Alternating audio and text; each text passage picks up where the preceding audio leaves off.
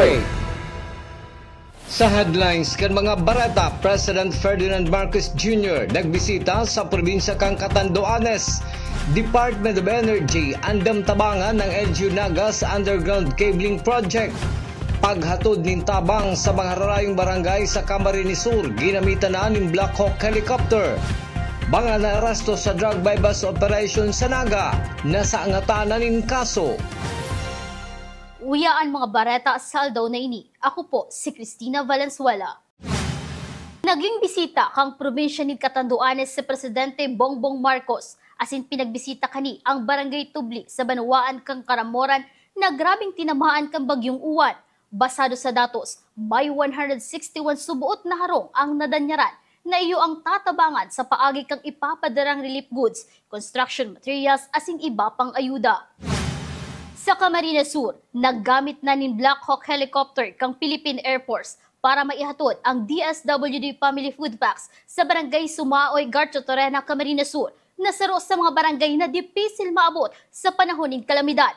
Kaibahan ang mga taga-DSWD asin 9th Infantry Division Philippine Army sa pagkarga asin paghatod kang ayuda sa nasabing barangay sa Garcho Torena, Camarines Sur. Sa Banwaan kang Pili, Camarines Sur, mga disaster equipment kang MDRRMO Pili pwede subuot magamit sa pagtabang sa mga kataid na banwaan. Ang detalye sa report ni Melvin Machado.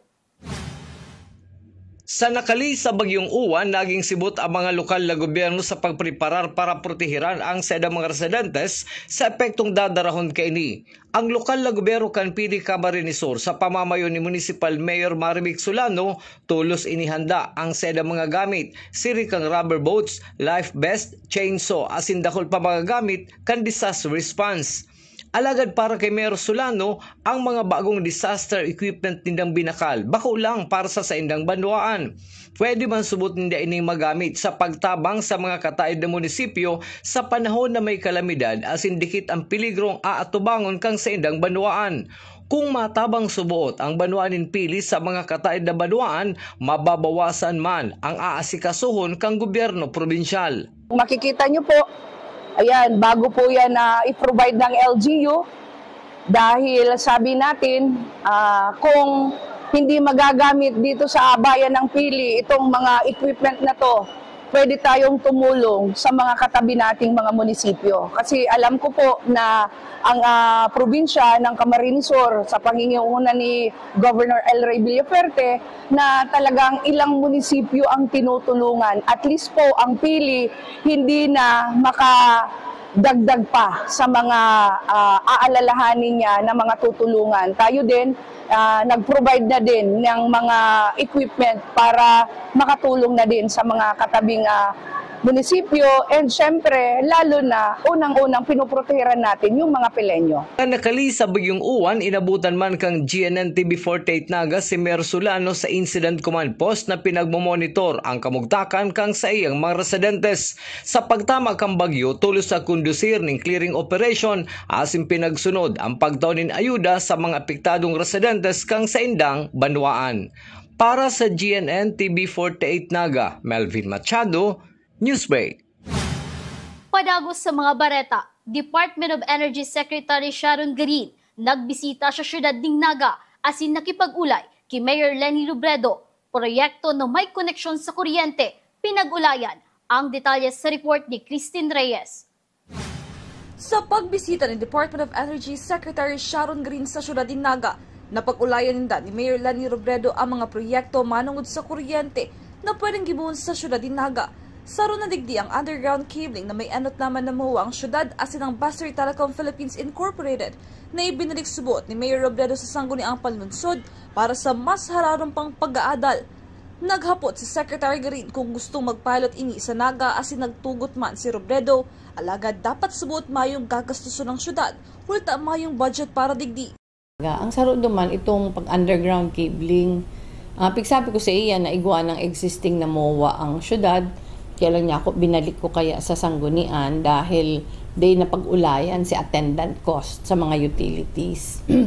Sabi ninda, gusto nindang mag-pilot ka to, naghahapot kong open kitang i-pilot. Sabi ko, iyo, Pig-istorya ako sa inda. Tapos secretary garin taga Iloilo yan. In fact, nakadumana ako sa Harong Ninda. Pig-istorya ako sa si ginibo kang electric utility sa Iloilo, itong More Power. Ay ko baka pwedeng gibuhon manindo di sa Naga.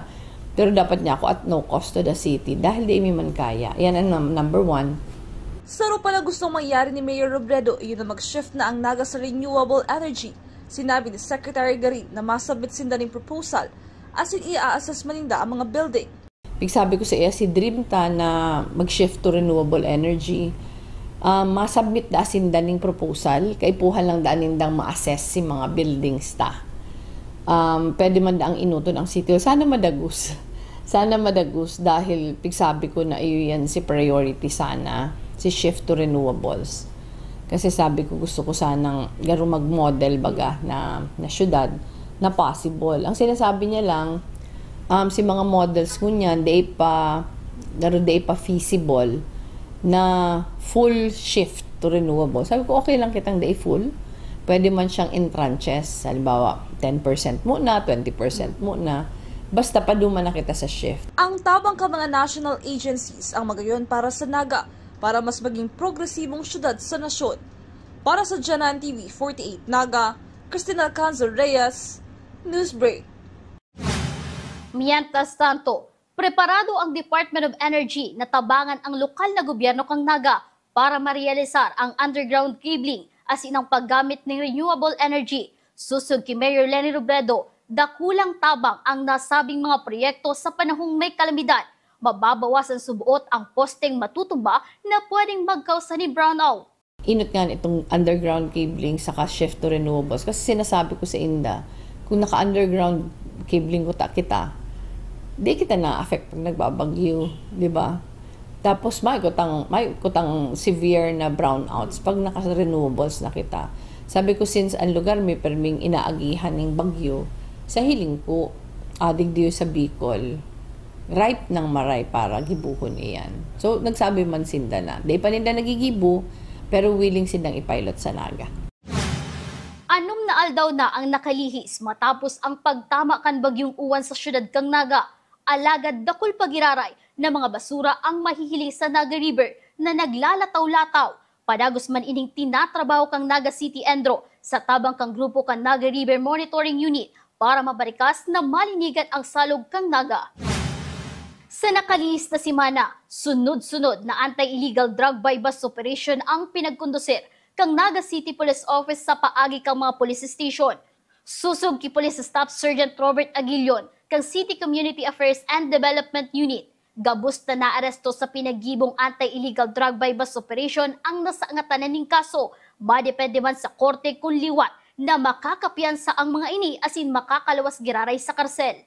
Ayos po, nagkasarangan na po yung kaso sa City Prosecutor's Office and puro po niyo under Section 5, Section 11 and igwa din kita ng Section 12. Depende pa po kung mag-positive sinda duman sa drug test. So, sa ibang police report, maski tapos na ang bagyong uwan, dai nakakalingaw ang Camarines Sur Police Provincial Office sa pamamayo ni Police Colonel Virgilio Olalia Jr. na pagramdumon ang mga residentes na magpasiguro giraray sa pagbuelta ninda sa saindang kanya-kanyang harong urog na sa mga banwaan na grabing naapektaran kang bagyo.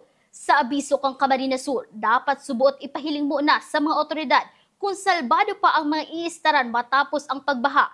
Iwasan man magrani sa mga natumbang puunin kahoy, poste o wire nin kuryente. May mga aksidente subuot na nangyari pagkatapos ng sarong kalamidad kaya kaipuhan na maging andam. Padagos sa mga bareta, uminabot na sa 5.8 hasta 6 million pesos ang danyos sa Paroy, 480,000 pesos man para sa mga mais ang winalat kang bagyong uwan sa syudad ng Naga. Kung ikukumpara subot ini sa bagyong Christine, mas diit ang naging danyos ngunyan para sa mga paraoma. Naging dakulang tabang ang pag-harvest ng amay kung kaya dikit sana ang danyos sa agrikultura. Sa tabang sa mga paraoma, dakol nang nagsumiter kan sa indang claim per indemnity kan nakalis na Martes. Pag-abot po sa agricultural sector, ang inabot po kitang 5.8 or 6 million. dara po yan kan Paroy na uminabot ning 218 hectares ang naapektaran, as in ang volume kani 319 metric tons na nagkakantidad po ning 4.3 million. Pagabot po sa mais, dikit lang po ang sa tuyang naapektaran, 6 hectares affecting one farmer, uminabot po ning 480,000. As in po sa high value crops, partial pa lang po ning assessment, 1.9 million hectares, 14 farmers, 1.1 million. So kung ikukumparata po ni sa Christine, ang Christine uminabot lang po ng 11 million. Uminabot ng 11 million. So less than half po ini. So hababa ini yung Darakan uwan. Dara na po yan gadtong pag-harvest na amay kan sa itong mga corn farmers. As in pagabot po sa rice, ini yung 300 o ining 218 hectares. Ang iba kaya naka-harvest naman. Pag-abot po sa asistensya, first day po kanralaugan, after uwan, nagsarabmit na po ng claim for indemnity sa insurance, itong Philippine Crop Insurance Corporation sa itong mga parauma. Sa ibang bareta, sa pagtama kan bagyong uwan sa Bicol, dakol ang nahandal ng mga estudyante huli kang epekto kaini sa sindang pagklase. Alagad ang Naga College Foundation ang marikas naghimo ning lakdang para suportahan ang mga estudyante sa panahon ng kalamidad. Aramata ang detalye sa report ni Campus Correspondent Eugene Nueva.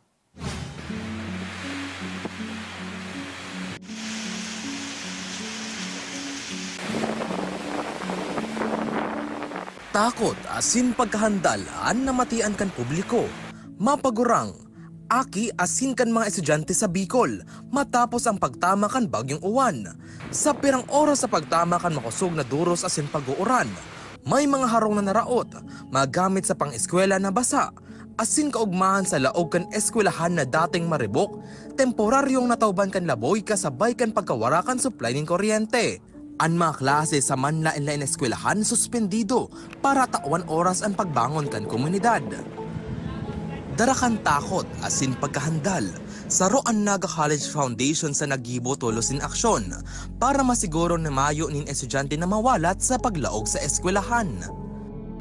Suspendido ang klase sa laog nin sarong semana, bako lang ini basta break, kundi bilang tanda nin pagmamalasakit asin pag-intindi sa kaipuhan kan lambang estudyante. Sigun ki Mr. Mario Villanueva, President kan Naga College Foundation, prioridad kan NCF ang mamantinir ang kaligtasan kan mga estudyante. What NCF can do is really start micro from our students. Usahan natin sa elementary, we teach them the values, the ethics, yung mga nasa high school, ganun din. Then sa college na going towards their professional fields already, na then we teach them the right professional ethics, yung mga ganon. So that's the best that school can really do, is to teach our graduates, not just for them to be qualified, to be able to find the jobs, but the total personalities of our students, no, na makatao, makabayan, makapamilya, di ba? O kita nyo naman na yung mga binaha o yung sa mga karsada na ang bilis na linis, di ba? And sino mga naglinis? Nagtutulungan eh. Everybody is there. We can see our students helping their communities. We can see our faculty and staff, no, putting together repairs of their homes. Already have the values of how to get up and cope up, no. So it's just a matter of taking one step at a time. Kasi yung where we are now cannot be resolved overnight. Just take things one step at a time. Pag tumumba, di bumangon. And then we keep on moving forward. Sinabi man ni Dr. Nora Elizabeth Maniquez, NCF Vice President for Academic Affairs, ang kaligtasan kan mga estudyante an sa indang prioridad. Bako lang basta suspension kan klase, panahon ini para magtarabangan asin intindihon an mga estudyante asin siguraduhon na an lambang ensiyano may suporta asin giya kaibahan an mga paratokdo. This week, we suspended our classes face-to-face classes because of the aftermath of the typhoon, and because there are still some places where connectivity or probably transportation would be a challenge to our students. They still need to help in their household in recovery activities because of the effects of the typhoon. So the consideration that we gave them was we did not conduct face-to-face classes this week, GE subjects. With synchronous classes, we made sure that there will be alternative modes of delivering instruction, because we know that connectivity would still be an issue, and there is power interruption in most parts of the Bicol region. The colleges, through the deans and the faculty and of course the program heads, devised different methods of ensuring that learning would still continue even with the suspension of classes. Also, we were supposed to have scheduled semi-final exams, but we moved the schedule for next week so that we can consider the situation of the students as well as of the faculty. So to prepare them for next week, of course, the teachers are ready to give them the briefing and also to give them the interventions if they were not able to still cope despite the instructions given them during the week. So there will be catch-up sessions or lessons that would be given to the students to ensure that their learning will still be there. So that is what we did, and we are ready. We are ready to have our classes again by next week. Ang bagyong uwan, nagwala din kamunduan asin takot sa bilog na Bicol. Alagad ang pagtarabangan ang naging armas kan mga Bicolano para magkaiguan ng paglaom na tulos makabangon. Sa pangingenot kan lokal na gobyerno asin sa giya kang Naga College Foundation, pinatunayan na dawa anuman ang mga kalamidad na mag-agi ang edukasyon asin paglaom sa mga estudyante dai mawawara. Para sa GNN TV 48 Naga, Eugene Nueva, Newsbreak. Yan ang mga bidang baretang nakalap kang mas pinakusog na puwersa. Kandiyan ang TV 48 Naga News and Bicol Affairs. Dahil malingap na i-follow ang Sambuyang official Facebook page, Janan TV 48 Naga. Padagos kaming mahatod ng mga baretang garantisadong nangyanot asin napapanahon. I-hit ang subscribe button sa Sambuyang official YouTube channel, Janan TV 48 Naga, para updated kita sa mga bareta asin istoryang bidaan Bicolano, maski aldaw ni Sabado. Ako po, si Cristina Valenzuela, asin ini at Janan TV 48 Naga Newsbreak Weekend. Tanga ta diri ko nababay na GNN TV 48 Naga. Kalma! Lumipat lang ang GNN TV 48 Naga sa channel 48.1. What? Direk, ang simple lang ng solusyon dyan. Kunin ang remote, pumunta sa menu Setup o Settings, at hanapin at pindutin ang scan at hintayin. Then, boom! Balik na si GNN sa channel 48 mo. Para sa mga balitang nangunguna at napapanahon, At sa mga programang suwak sa panlasa mo. tutok lang sa GNN TV 48 Naga, Bida ang Bicolano!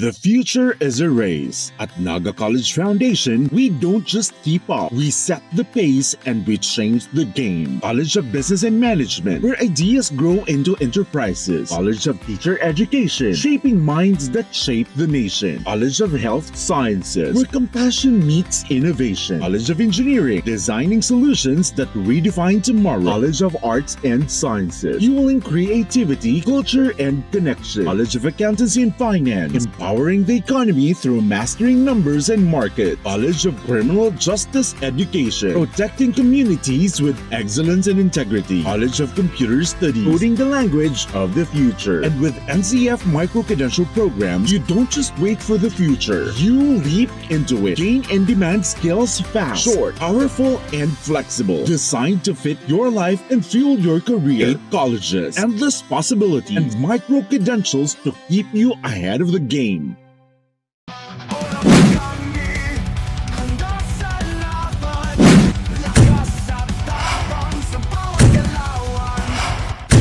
Ano, morag ka?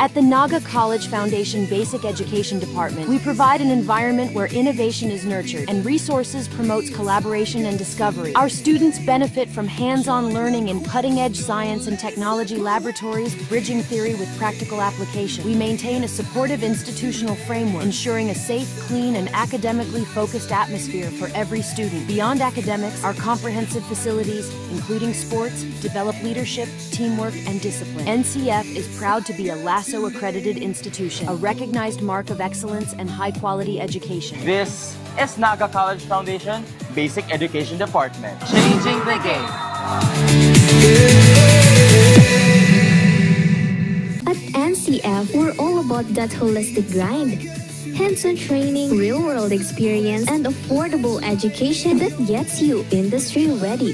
Shoot to edit, dito from concept to screenwriting. From shooting to editing to actual broadcasting, NCF was the first and the only school that has its own operational television and radio stations. No boring stuff, just real skills for the real world.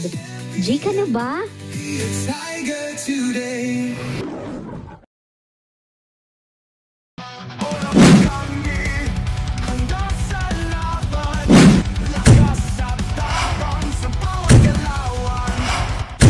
Ano, morag ka?